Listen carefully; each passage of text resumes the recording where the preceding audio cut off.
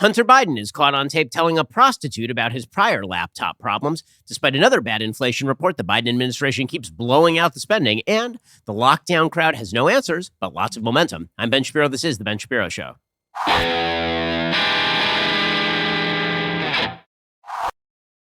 The Ben Shapiro Show is sponsored by ExpressVPN. Why haven't you gotten a VPN yet? Visit expressvpn.com/Ben. We'll get to all the news in just one moment, and I have some rather stirring news on Hunter Biden to get to. First, you should actually save money by going and switching your cell phone coverage over to Pure Talk USA. It's a thing that you should do right now.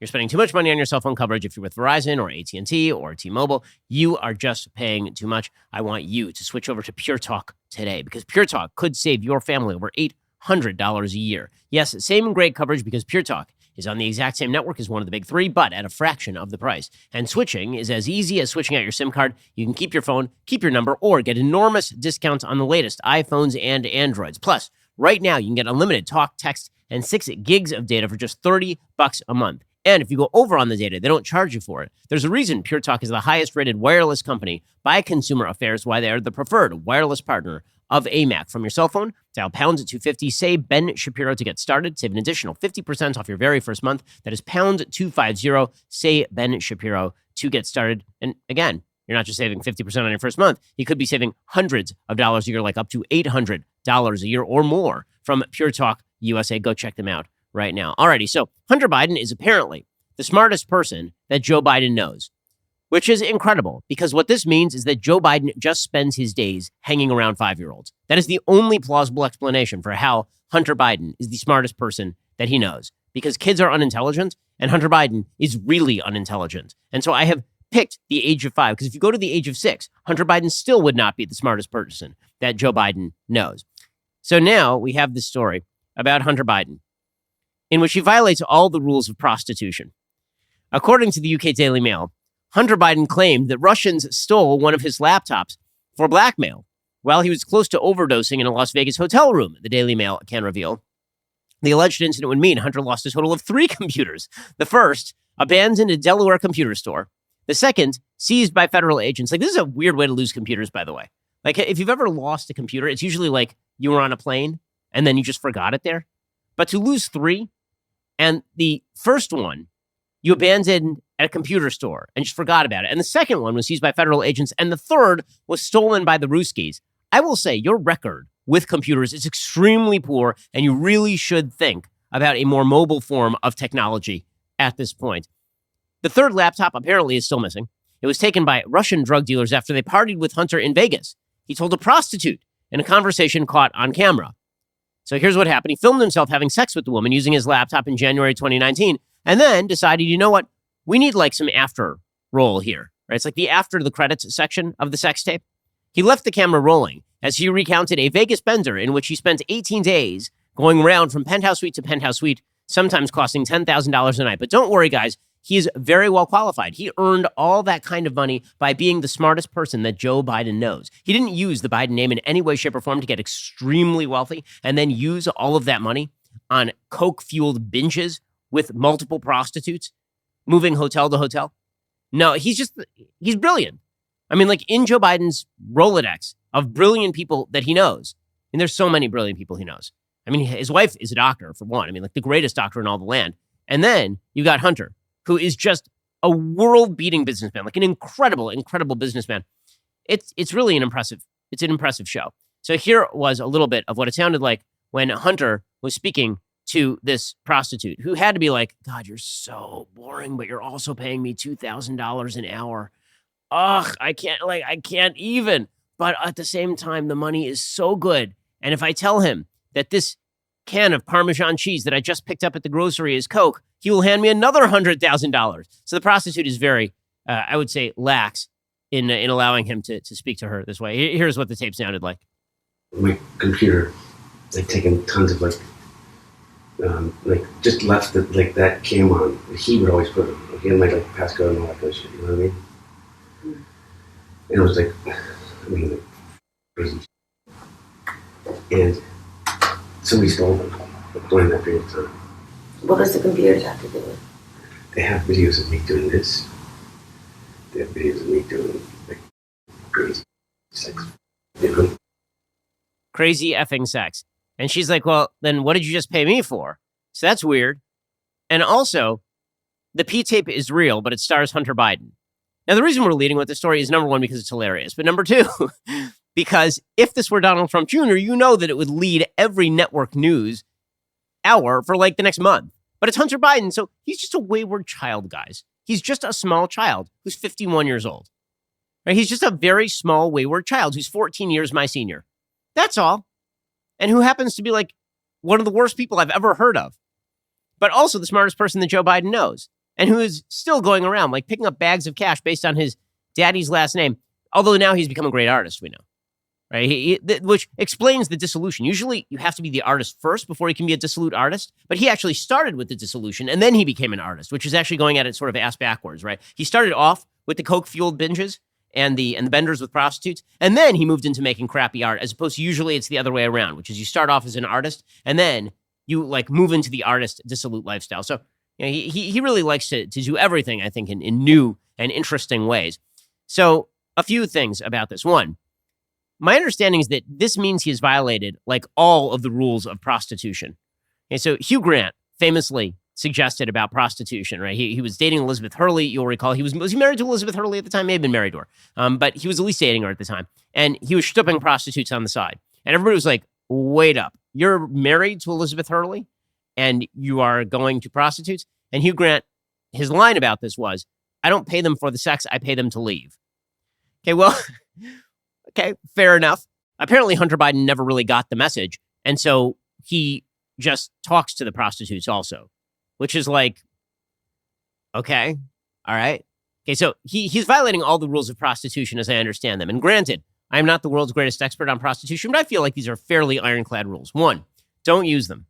Two, if you are going to use a prostitute, don't talk to them about all your life problems because you're literally having to pay them for sex, so they don't care about them. And they probably are not great repositories of information. Like, I don't think that they are big on the NDA per se. Like, it doesn't seem like the most trustworthy crowd. I mean, I'll be honest with you. Okay, and then number three, if you are going to talk about all your life problems, being a famous person like Hunter Biden, if you are, in fact, going to do that, then probably don't talk on tape, on a laptop, right? That's rule number three. Rule number four, if you are going to, one, have sex with a prostitute, two, talk to the prostitute about all your life problems, three, do all of it on tape, on your laptop, then four, what you talk about should not be how your prior laptops have been stolen to your great discontent, because that creates a sort of incentive structure for people to steal your laptop. And it turns out, of course, that this laptop did not end up in his hands, just like every other laptop. So, guys, if you're ever at the airport and you see Hunter Biden there and you really have to go to the bathroom and your laptop is in your backpack, do not ask Hunter Biden to watch your backpack. Do not do it. It is not going to end well in any way, shape, or form. What a delight Hunter Biden is. And by the way, if you ask questions about this, this means you're bad.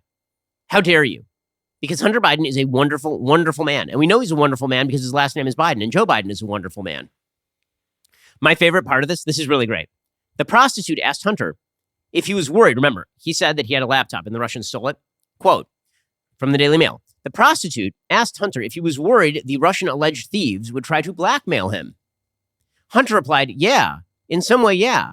My dad is running for president. He is. I talk about it all the time.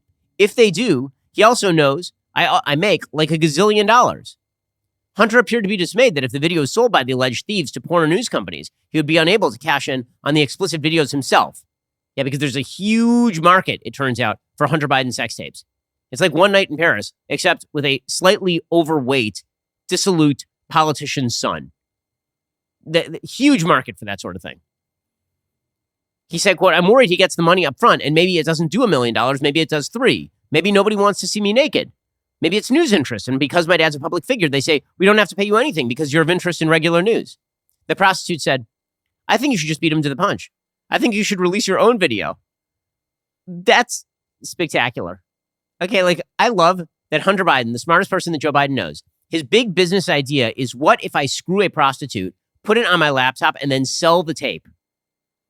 No, I guarantee you, there's a breed of man who when he's dating a woman, or when he's trying to date a woman, he's not even dating her, when he's trying to date a woman, he thinks that the best available thing that he can do to woo a woman is to send a picture of his, right? There is that breed of man. And I've always thought, who is that guy? Like, who is the guy who thought, you know what? What this random woman really wants is a picture of my job. We know who the guy is now. The guy's Hunter Biden, right? He's like, I have a money-making proposition for you, prostitute lady. My money-making proposition is we go halvesies on the sex, and then we also go halvesies on the sex tape. Or I pay you nothing. But my favorite part there is where she asks him explicitly, aren't you afraid you'll be blackmailed? And he's like, yeah. And she's like, cool.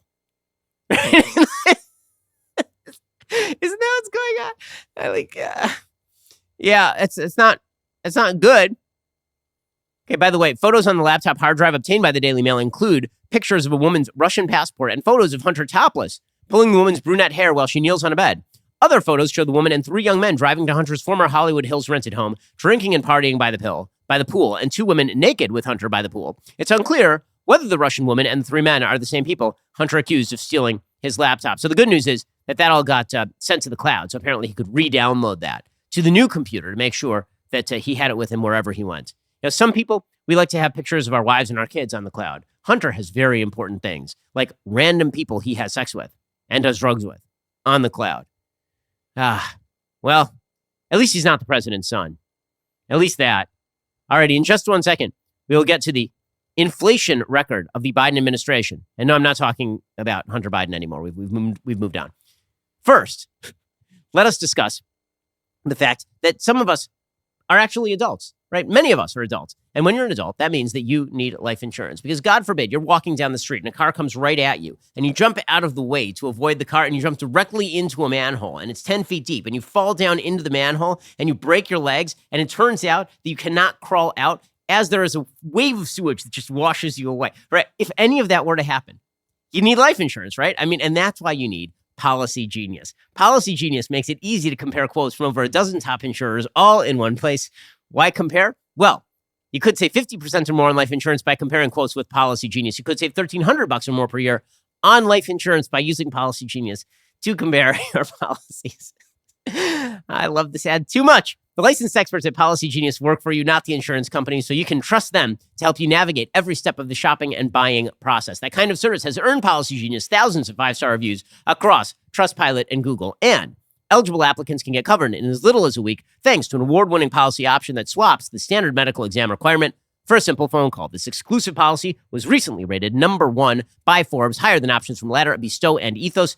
It's really easy. Head on over to policygenius.com/Shapiro right now and get started. Policy Genius. When it comes to insurance, it's nice, very important, and adult to get it right. Okay, so, well, Hunter Biden is going around inflating his own finances as well as his genitals. It turns out that his father is just busy inflating the economy. According to the Wall Street Journal, we now have another terrible inflationary report. According to the Wall Street Journal, inflation remained elevated in July as the economic recovery continued, but prices showed evidence of cooling amid pandemic-related supply problems and signs that the recent rise in coronavirus infections is starting to crimp some business activity. So it sounds like a great time to blow more money into the economy. We have a massive inflation rate. We have a drop-off in demand. Oh, goody gumdrops. This is called stagflation. When you have an inflation in the price, but a drop-off in the demand, this is called stagnation, stagflation. Yeah, that's how that word comes to be. So that is what we are starting to look at, perhaps. Consumer prices rose 5.4% in July from a year earlier, the same pace as in June. This is the highest 12-month rate since 2008, the Labor Department reported on Wednesday. On a monthly basis, the price pressures did weaken. The department's consumer price index climbed a seasonally adjusted 0.5% in July from June. That's a significantly slower pace than the 0.9% increase in June from May. Okay, so there are a bunch of problems happening right now. One is COVID-related. Some people are not going back to work. Another problem that we are experiencing right now is a continued price inflation. And then the biggest problem of all is what happens if we just don't have systemic demand. This is what happened throughout the 1990s in Japan. So throughout the 1980s, Japan was supposed to be the place that was on the make. Japan was going to overtake the United States. And then it turns out the demand dropped off and they just had stagnation for like a decade. And they really have never recovered, the Japanese economy. The idea of secular stagnation, I've talked about it on the program before. That is actually a greater threat at this point to the possible growth of the American economy than inflation is. But inflation is still a major problem for many, many Americans. And so Joe Biden said, no, this is a good monthly report. Everything is fine, guys. It's fine. Everything's good. The latest report on consumer prices show that we've expanded some easing, the expected easing we thought was going to come has increased, that we've seen a good monthly report. The monthly core consumer price index is down by nearly 2/3 from its pace over the past 3 months. Okay, so he's picking and choosing which prices supposedly matter when he looks at the consumer price index. Jen Psaki said the same thing. She said core inflation is fine. And it's just over at the margins that we're having inflationary problems. Really, is it? Here's Jen Psaki. If you actually look at the numbers and the trends over the last several months, it shows that core inflation was not only below expectations, but it decelerated from last month and even from the month prior. So over the last couple of months, we actually saw it trended downward over the last 3 months. And that is an encouraging sign. Okay, so they're saying that the inflation is starting to wane. Okay, there's only one problem. The inflation that is already baked in because you guys are pouring money into the economy is resulting in a lot of people not going back to work. According to the Wall Street Journal 2 days ago, millions of Americans are unemployed despite record job openings. The hardest hit industries have yet to get back to the pre-pandemic levels. According to the Wall Street Journal, the number of available jobs since May has outnumbered Americans looking for work. One factor is a mismatch between where people want to work and which industries are hiring.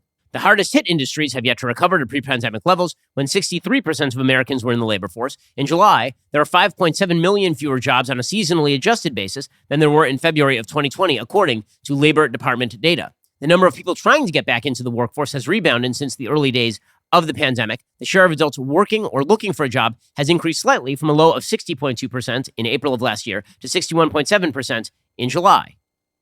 However, what this means is that there are millions of jobs that are going unfilled right now.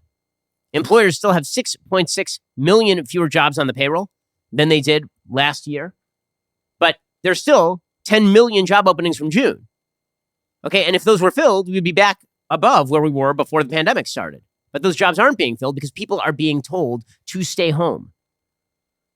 Okay, there's a serious holdup in the economy, and that is pouring all of this money into the economy right now. And it's affecting people on a pretty day-to-day level. Tyson Foods, for example, just raised its prices to keep up with inflation. This is how inflation works, by the way. When there is too much money chasing too few products, everybody has to raise prices to compensate. According to Reuters, Tyson Foods cannot increase prices for chicken and prepared foods fast enough to keep pace with rising costs for raw materials like grain, Chief Executive Donnie King said on Monday after the company reported higher than expected quarterly earnings. And we have lots of reports right now that are being cheered by the left, reports about how employers are offering these insane benefits to get people to work. And isn't that just wonderful? Isn't that just great? Well, that's great up until the point where the demand falls off, in which case all those people get fired, right? That is the problem with stagnation. If you are artificially increasing the economy and telling people to come home or tell people to stay home, they won't come to work unless you offer them these exorbitant benefits. The exorbitant benefits come with price increases. But what happens when the demand levels off because the stimulus stops? Because you can't just do quantitative easing forever. Or can you? Apparently, the Biden administration kind of thinks that you can. By the way, this is pretty incredible. The White House is now noticing that gasoline prices have been heavily on the rise. We were just in California. And in California, the gas prices are in excess of $5 a gallon, which is just insane. And that's a really, really high price. Well, President Biden, he admits that the gas prices, he says that they're lower than they were, 10 years ago, but they're still really, really high right now. Today, gas prices are lower than they were early in this decade, but they're still high enough to create a pinch on working families. One key thing about the infrastructure bill that just passed the Senate is there are no gas tax increases. No gas tax increases. I made that absolutely clear that I would not raise gas taxes. I'm glad everyone in the Senate seemed to agree with that. I have a question. Why not? I was informed that gas is really, really bad for the environment. In fact, it turns out that the White House is now calling on OPEC and its oil-producing allies to boost production in an effort to combat climbing gasoline prices. But I was told by the left that climbing gasoline prices are a good. That is a good thing, isn't it? Right? I thought that the price inflation we're seeing, that's not a reflection of inflation. That is a reflection of all the pent-up demand. So if that's the case, why are you trying to artificially decrease oil prices? Wouldn't it be good for oil prices to remain high from an environmental perspective? After all, that would create the market incentive for people to get with the green energy program. But Joe Biden is not willing to risk that because Joe Biden understands the reality here, which is that the fundamentals of the economy are still quite problematic. And that when you inflate the economy, you end up blowing up the price of gas. And there are a lot of people out there who still need the gas. And so instead, he is carving a hole in his entire environmental agenda by going direct to OPEC and asking them to increase the supply of oil in order to lower the price. It's worth pointing out the hypocrisy of the Biden administration. They're all for green energy until comes the point when the price of gasoline rises, at which point they immediately say no gas taxes. And also, OPEC, do you mind, cranking up the production just a little bit? Meanwhile, is the Senate slowing down at all? Not for one iota of a moment. According to justthenews.com, the Democrat-led Senate has now okayed more than $4 trillion of spending in less than 24 hours. They voted to authorize all of this over the last 24 hours. The Senate passed a $1.2 trillion infrastructure bill. That includes $517 billion in new spending and a reauthorization of funding from the highway bill. The Senate then moved to debate on the Democrats' filibuster-proof $3.5 trillion budget reconciliation proposal. The framework for the plan authorizing that level of federal spending passed in a 50-49 vote early Wednesday morning at 3:50 a.m. The reconciliation bill includes new spending programs related to tuition-free community college, which is a terrible idea, universal pre-K, support for childcare, Medicaid expansion. It contains tax increases like a corporate tax rate hike to pay for part of the bill. Once the proposal is turned into formal legislative language, it will be put up for a final vote on the Senate floor. It can only pass if all the Democrats vote in favor of it. And the Democrats are making clear that this is exactly what they want to do. In fact, House Democrats are already threatening that they're not going to vote for the infrastructure plan, the bipartisan infrastructure plan, unless they get precisely what they want, which is this $3.5 trillion boondoggle of a budget. So we're just going to continue throwing money into the system, even as inflation rises, and even as the demand seems to be stagnating, which is what is causing a crimp in the inflation right now. Alrighty, in just 1 second, we'll get to the greatest indicator that our Congress just doesn't know what the hell it is doing, and that they see everything as just a grab bag of cash for themselves. We'll get to that in just one moment. First, let us talk about something that can make your home look great and not cost you a fortune. I am talking about changing your window coverings. Blinds.com. They make it simple to shop top quality custom blinds, shades, and interior shutters from home with easy online ordering and free shipping. The experts at Blinds.com understand that window treatments are one of those household items you don't just think about, but they can make a huge impact on the look and feel of your home. You don't need to do a full renovation. By simply changing what is on the windows, you can change the way light comes into your home and create a totally different feel. Head on over to Blinds.com, take a look at all the options like faux wood blinds, cellular and roller shades, even outdoor shades, all customizable to your specific dimensions. If you're nervous about trying them, their Sure Fit guarantee has you covered. Blinds.com, they've helped millions of homeowners through the process. Plus, they guarantee that perfect fit, whether you do it yourself or have them measure and install everything for you. I really appreciate having great sets of blinds in my home. You will too. It makes a huge difference on the way that light comes into your home, which is a big, big thing. Go right now, see how much you can save at Blinds.com. When you check out online, don't forget to tell them you heard about Blinds.com from The Ben Shapiro Show. Rules and restrictions may apply. Alrighty, meanwhile, as we speak about this, the infrastructure bill passed by a huge margin. A bunch of Republicans voted in favor and now moves to that Democratic-led House. Senate Republican leader Mitch McConnell joined the Democrats in voting for the bill. The bill passed 69-30, so a bunch of Republicans voted in favor of this bill. This bill, by the way, includes the first step toward the government really cracking down on cryptocurrency. Now, I know a lot of people don't understand what cryptocurrency is. It's kind of confusing, right? If you don't understand what cryptocurrency is, I have a YouTube video that you definitely should check out where I go through what Bitcoin is and what the roots of it are and all of that. Suffice it to say, what cryptocurrency really is a threat to the fiat currency regime of the United States and other countries. Cryptocurrency allows people to trade with each other without having to resort to currencies that can be inflated by centralized governments. And also, they act as a repository of value, sort of like gold, right? Because basically what Bitcoin is, for example, is it is a digital form of, it's basically a digital code that churns out so-called coins at regularized intervals and then does not do any more than that, right? And there's a whole system by which the ownership of these coins is verified and all of that. But what the main kind of cachet of the thing is that it's a trustless system. It doesn't require you to go to a bank. You don't have to have a bank account in order to use Bitcoin, right? You have a wallet, that's it. You don't have to worry about transferring your Bitcoin from one currency into another currency. And so this is a threat to a lot of governments because governments like for you to use dollars, or it's the yuan or the renminbi if you're talking about the Chinese government. They like for you to use centralized currencies because this is how they get out of their debt problem. Every time a government racks up a monster debt, what they do is they inflate their currency. And they just start slowly inflating their way out of that debt. Bitcoin provides an alternative to that. It also, by the way, disintermediates like the entire banking system. It really is kind of incredible.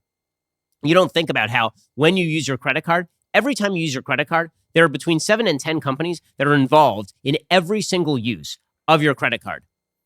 And by the way, it takes like days for every credit card transaction to actually be verified, which is why you'll get a call from your fraud company 2 days after you've used your credit card on a particular transaction. So there are all sorts of middlemen that are cut out of the process by Bitcoin, by cryptocurrencies generally.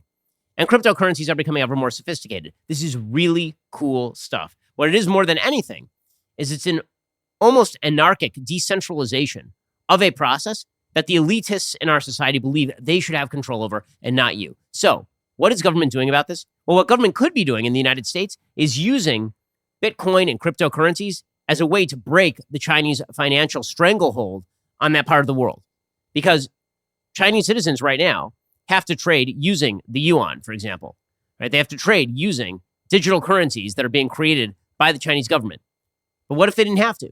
What if they could trade straight in dollars? What if the United States, for example, created its own Fed coin or pushed forward stable coin, which is tied to the price of the dollar? Well, then the Chinese would be in real trouble. But the American government is too stupid to see this. So instead, what you get is them attempting to undermine cryptocurrencies because those cryptocurrencies could theoretically be a threat to America's ability to be the world currency and America's ability to blow out the spending and then inflate their way out of it later.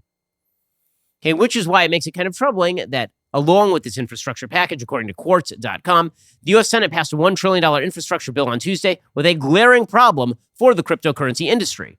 The bill includes vague new tax reporting requirements that digital rights advocates say threaten individual privacy and crypto advocates say could hamstring industry innovation in the United States. The bill's authors focused on closing the so-called crypto tax gap to pay for some of the massive spending plan. Bottom line is this. There are a lot of people who are using crypto to trade. There are a lot of people who are buying crypto. And the government doesn't like that you're making money.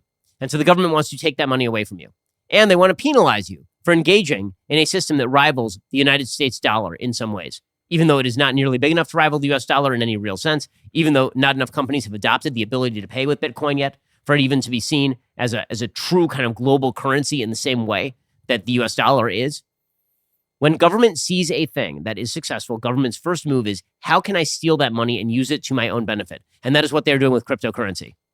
The bill requires any crypto broker, defined as anyone responsible for and regularly providing any service effectuating transfer of digital assets on behalf of another person, to report users' names and addresses. That leaves all sorts of players in the crypto space, including miners and software developers, on the hook, even though many of them do not currently gather or access personal information about users, many of whom are anonymous. Like, suffice it to say, there is a wide scale understanding this is a bad piece of legislation. Right? The people who are attempting to push back against this, by the way, were people ranging from the far left, like Ron Wyden in Oregon, all the way to Ted Cruz on the right. Anyone with any semblance of understanding of Bitcoin and cryptocurrency was against what this bill did. They pushed forward with the bill anyway. And they pushed forward with it because in the end, Congress does not care what sort of innovation they stifle. Congress does not care what industries they strangle in the crib. They don't care about any of that stuff. All they care about is how can they grab your cash. That's it. The original language, by the way, of the bill, there were amendments that were proposed. But those amendments were put to the side because it was important that nothing be amended so that they could pass this stupid infrastructure bill. It's a huge problem for crypto. The Biden administration, for its own sake, it has said, well, you know, in the end, we're probably not going to enforce it the way you guys fear we're going to enforce it. But bottom line is this. Once you hand that sort of power to bureaucrats, it's like Chekhov's gun. Once it's above the mantle, it will be used at some point in a way that you don't particularly like. Alrighty, coming up, we'll get to the latest in everything COVID related. First, let us talk about the greatest underwear on the planet. I'm talking, of course, about Tommy John.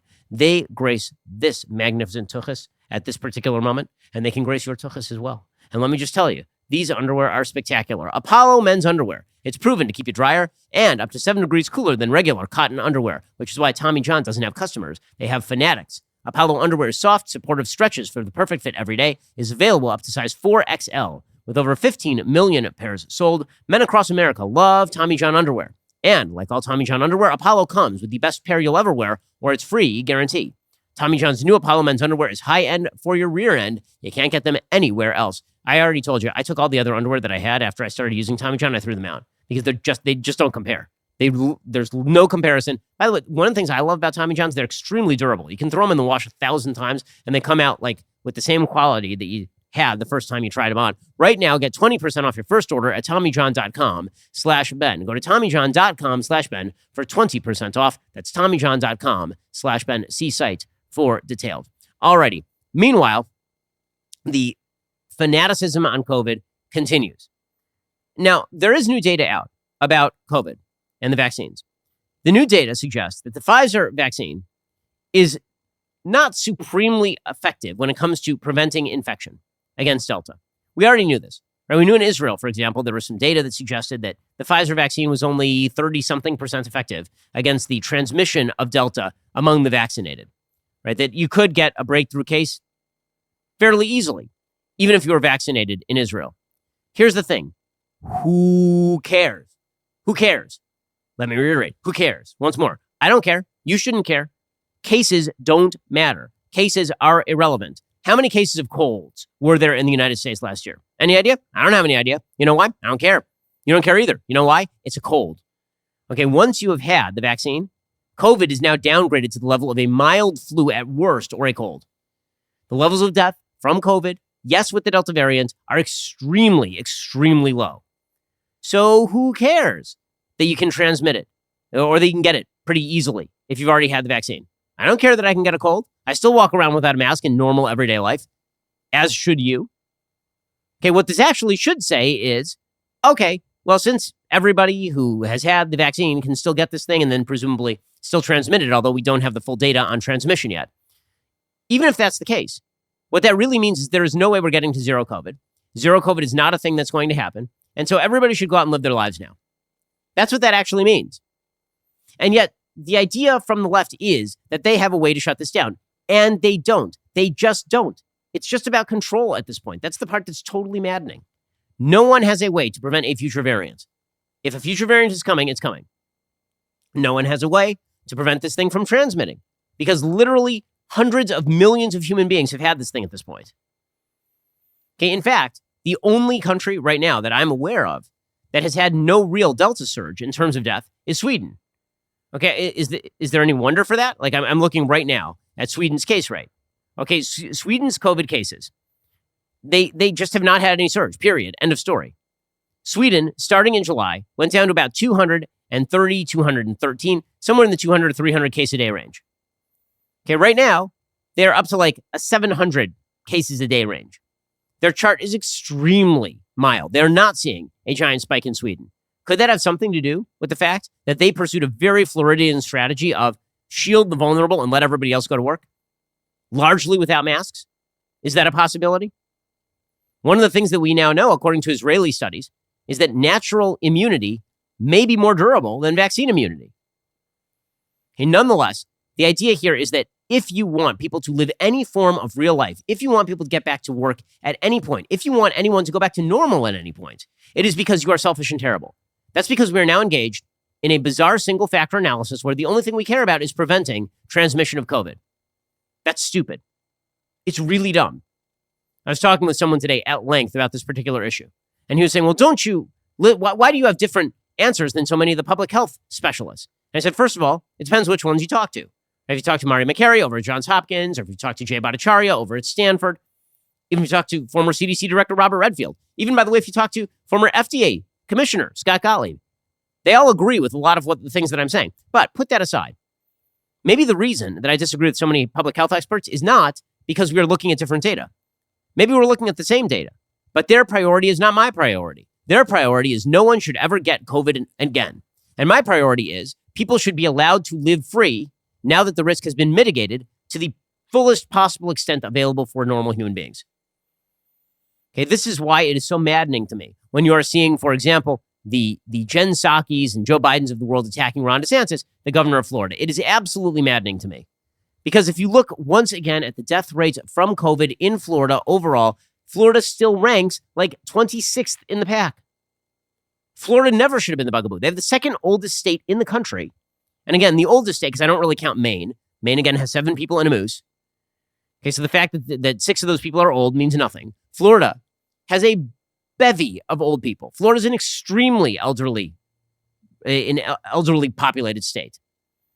And DeSantis still, without the population adjustments, ranks like 26th in terms of deaths per 100,000. The media are not interested in telling you that. They're interested in ripping on DeSantis. And the answer is because DeSantis, like you, like me, like many Americans, is trying to balance a variety of factors when it comes to COVID. And those factors do include things like, do I really need to mask my kid when they go to school?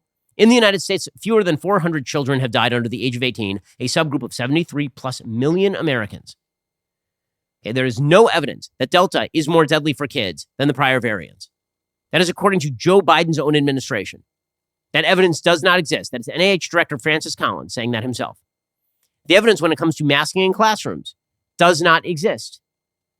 It doesn't exist. We talked about this yesterday. There is no comparative masking in classrooms versus non-masking in classrooms study that demonstrates that masking in classrooms is deeply effective in preventing some sort of cataclysm that's to come. Okay, but if you don't care about any of those priorities, if your only priority is no one should ever get sick again, the answer is going to be John Travolta in The Bubble Boy. And that's what these folks want. This is why Jen Psaki is trying to make an enemy of Ron DeSantis. Like, listen to Jen Psaki here. It's pretty wild. A headline from the New York Post from, I believe, 2 days ago.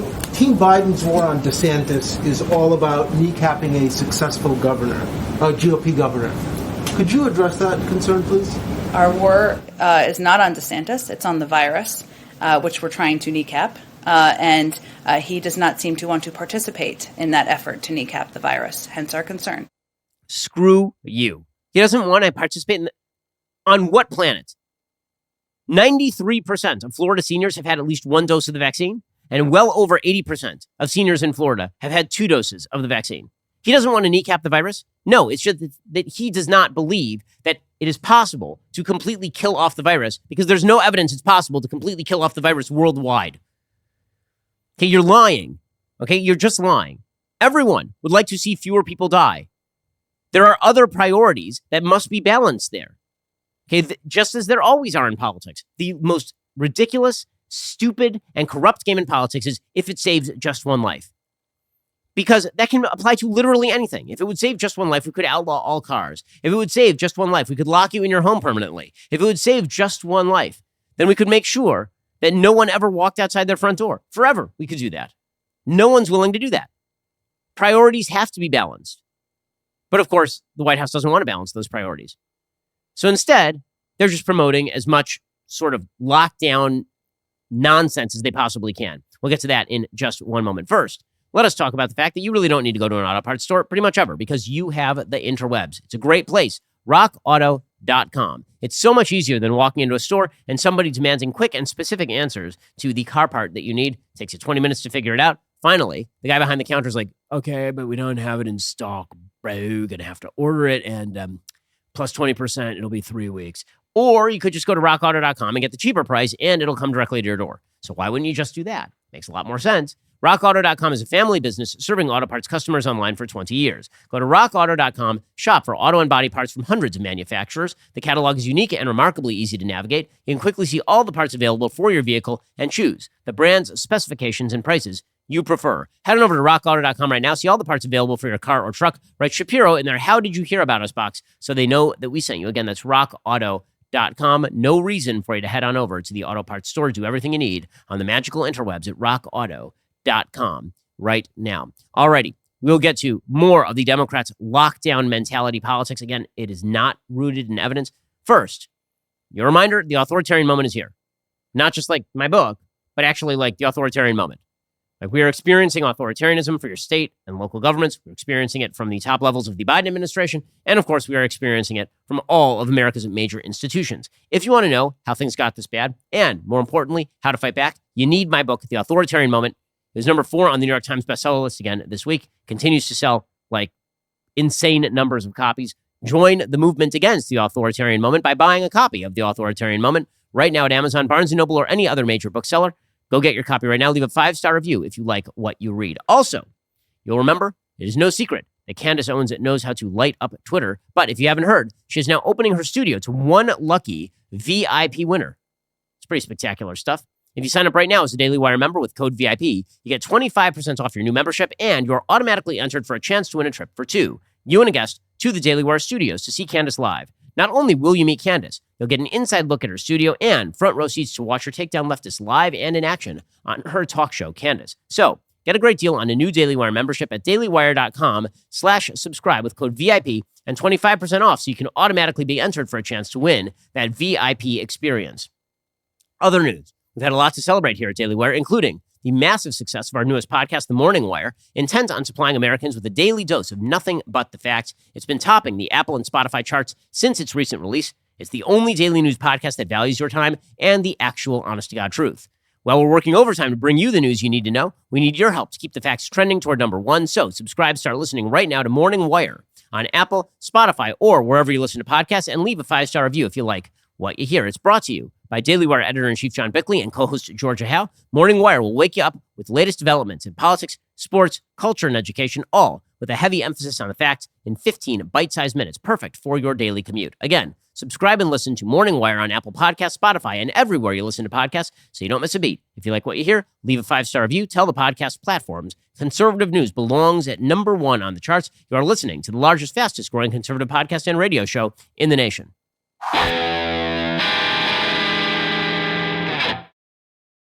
Well, in the absence of evidence, and also in the absence of any sort of real moral case for why they're doing what they're doing, the Democrats, the left across the board, their basic idea here is to just imply that everybody they don't like wants people to die, right? We are back to where we were at the beginning of the pandemic when people were saying, we really need to take into account all of the countervailing factors. And people were saying, well, you just want to kill grandma. We're right back there. It never waned. And right now, the only thing that they keep saying over and over and over again is that they want zero COVID. And zero COVID is not a thing. It is just not a thing. So instead, they're not talking about all of the dictatorial measures they're going to take. So Jen Psaki said, we are lifting up and supporting private sector vaccination mandates.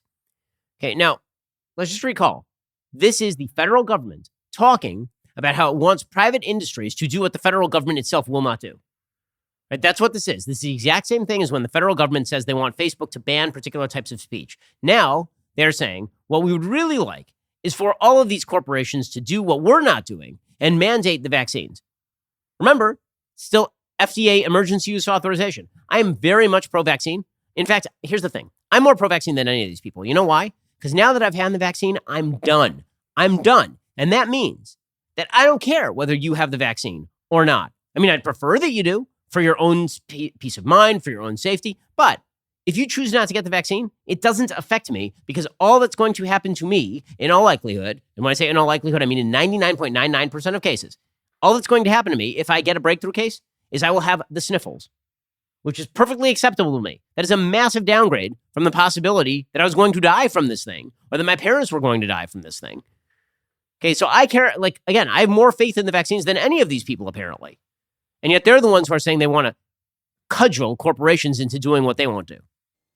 It's a front door way of lifting up private sector companies who are taking steps through carrots and sticks, through incentives, and through mandates in some cases to get more people vaccinated and to make sure they're protecting their workforce. I would note that this was intentionally a diverse group of industries. So the airline industry, university systems, healthcare industry, small businesses. We wanted to share the work they're doing and support these efforts. And today is an example of us lifting up the private sector taking steps that make sense. Funny how they're in favor of the private sector when the private sector is being hijacked by them to do what they want. When Sean Penn is talking about how corporations need to mirror Sean Penn, you should be very afraid. Sean Penn is a dude who hangs out. He gave a eulogy for Hugo Chavez. Okay, this is not somebody who is congenitally pro-corporation. This is somebody who's happy with corporations when they do his bidding. This is one of those things that should be mandatory that we all get, with the exception, the very few exceptions of those people who, for whatever the medical condition might offset it. But I do think that vaccines need to be mandatory, and I do think that all businesses, movie business, all business, need to take the lead. Okay, it's funny how all the people on the left who hate corporations and believe the corporations are the root of all evil now want corporations to take the lead. How strange. How strange. Meanwhile, it's getting dystopian out there. So YouTube apparently has now suspended Rand Paul for the great sin of questioning the efficacy of masks. This is according to Just the News. Quote, Kentucky Republican Senator Rand Paul announced Tuesday he has been censored by YouTube, which he described as becoming a quote-unquote arm of the government. He told Just the News Tuesday on a conference call, we've had 2 speeches taken down. This last one was, I think, a short speech. The access to the entire YouTube channel is no longer available.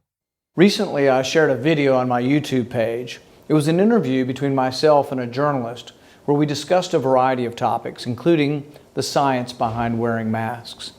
Apparently, because I dared to contradict Dr. Fauci and the government, YouTube has removed my video. YouTube said the video violated their policy because of my comments on masks, and that they don't allow videos that contradict government's guidance on COVID. YouTube may be a private entity, but they're acting like an arm of the government, censoring those who present an alternative view to the science deniers in Washington. So who exactly are they going to listen to then? Right? Who exactly are they going to censor? Are they going to censor Zeke Emanuel? Zeke Emanuel is a COVID advisor to President Biden. Zeke Emanuel is one of the architects of Obamacare. Here he was yesterday saying cloth masks aren't good enough against Delta. By the way, right now, as I've mentioned, we're in Hawaii. They put the mask mandates back on. You're supposed to be wearing the mask literally everywhere, including like on the beach and out in public. Like it's crazy. It's totally insane. Okay. And most of the people who I've been seeing wearing masks are wearing either surgical masks or cloth masks. Okay. That is likely, according to Joe Biden's own sources, to not be particularly effective. I'm not saying it. You want to ban Zeke Emanuel? Ban Zeke Emanuel. Okay, here's Zeke Emanuel saying that. Wearing gaiters or just simple cloth masks are not good enough, and getting N95 is good. It's also important to make sure you're getting an N95 that's NIOSH approved.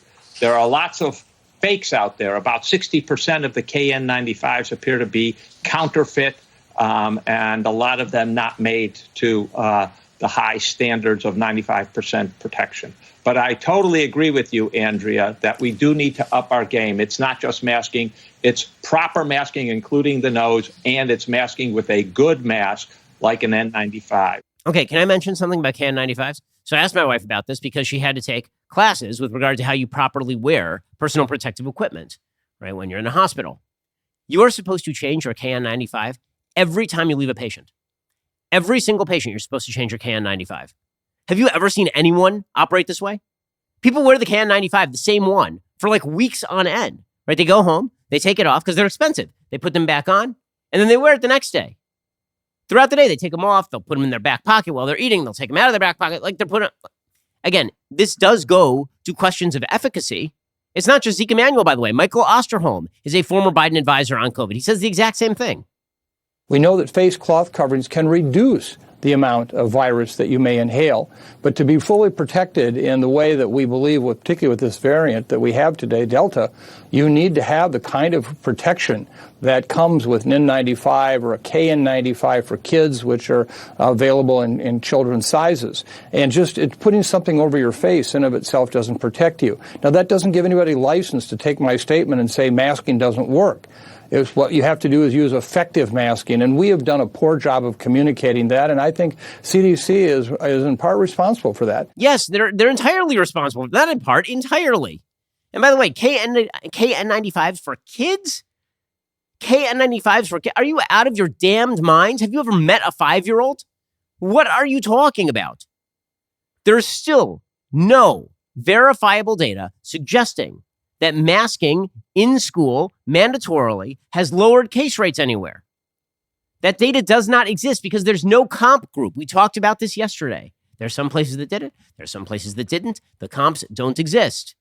Maybe it helps. Maybe it doesn't. The one thing that we know for a fact is that an unbelievably low number of kids have been killed by COVID. Thank God.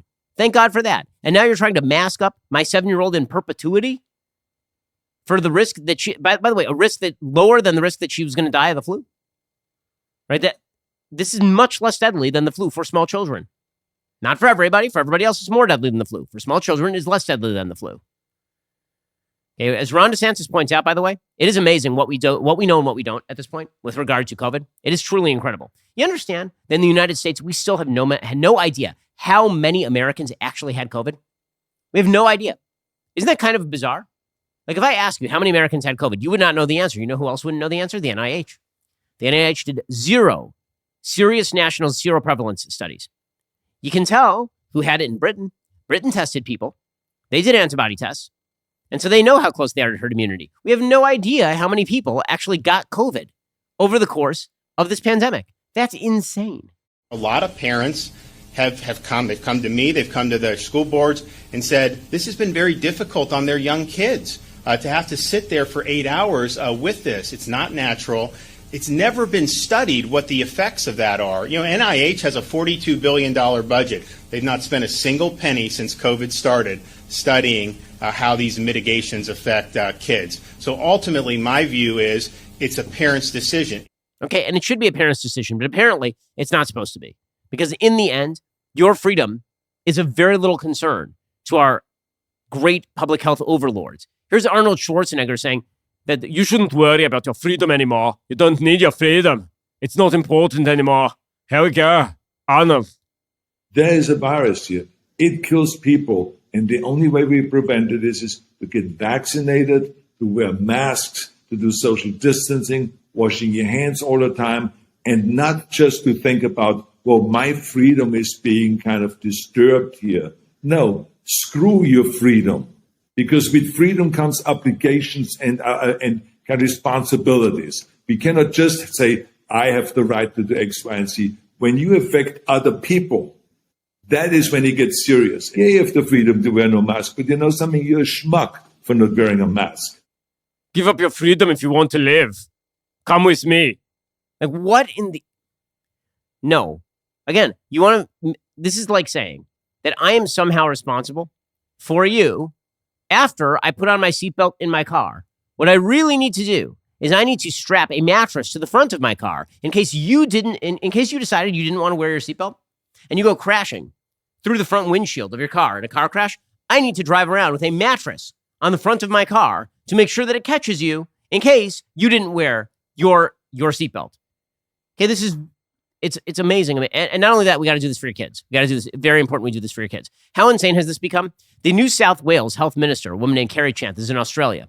She came out and she said, if you see other people, try not to talk to them. Try not to have conversations with other humans. What in the actual, what is going on? We've all lost our minds. By the way, the total number of cases in New South Wales in Australia right now, their 7-day rolling average is 312 cases. The population of New South Wales is 8.166 million humans. Again, total case count is in the 300s. And she's saying, don't talk to any of the other 8 million people living around you because you might give them COVID. This is so... What? Their 7-day daily death average in New South Wales right now is 2. 2. You've all lost your minds. I'm sorry, you've all gone crazy. Whilst it is in human nature to engage in conversation with others, to be friendly, unfortunately, this is not the time to do that. So even if you run into your next door neighbour in the shopping centre, in the Coles, whilst you're at Coles or Woolworths or Aldi or any other grocery shop, don't start up a conversation. Now is the time for minimising your interactions with others. This is insane. By the way, Israel's doing the same thing. Israel's also crazy. The cabinet in Israel just voted to expand what they call the Green Pass to all branches of the economy except malls and places of commerce. It will apply starting at the age of 3. Now, you may be asking yourself, wait a second, I thought kids couldn't get the vaccine yet. They can't. What does this mean? It means that anyone who is unvaccinated, including small children, will now be required to present a negative COVID test before going to a swimming pool, gym, academic institution, sport and cultural event, conference, museum, library, restaurant, or hotel. So if I want to take my 5-year-old to a restaurant in Israel, I have to present a negative COVID test, presumably one from the last couple of days. The test for children up to 11 will be paid for by the state, whereas anyone 12 or older will be required to fund the screening on their own. The entire world has lost their minds. They've lost their minds. They've lost their damn minds. They've no connection with reality anymore.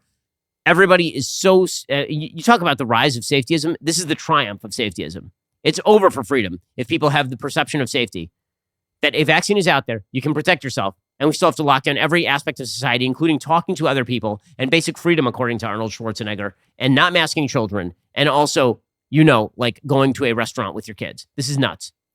Alrighty, we'll be back here tomorrow with much, much more. In the meantime, have yourself a wonderful evening. Also, coming up soon, The Matt Walsh Show airs at 1:30 p.m. Eastern. Be sure to check it out over at dailywire.com. I'm Ben Shapiro. This is The Ben Shapiro Show. If you enjoyed this episode, don't forget to subscribe. And if you want to help spread the word, please give us a 5-star review and tell your friends to subscribe too. We're available on Apple Podcasts, Spotify, and wherever you listen to podcasts. Also, be sure to check out the other Daily Wire podcasts, including The Andrew Klavan Show, The Michael Knowles Show, and The Matt Walsh Show. Thanks for listening. The Ben Shapiro Show is produced by Elliot Feld. Executive producer, Jeremy Boring. Our supervising producer is Mathis Glover. Production manager, Pavel Wydowski. Associate producer, Bradford Carrington. Post-producer, Justin Barber. The show is edited by Adam Sayevitz. Audio is mixed by Mike Coromina. Hair and makeup is by Fabiola Cristina. Production assistant, Jessica Kranz. The Ben Shapiro Show is a Daily Wire production. Copyright, Daily Wire 2021.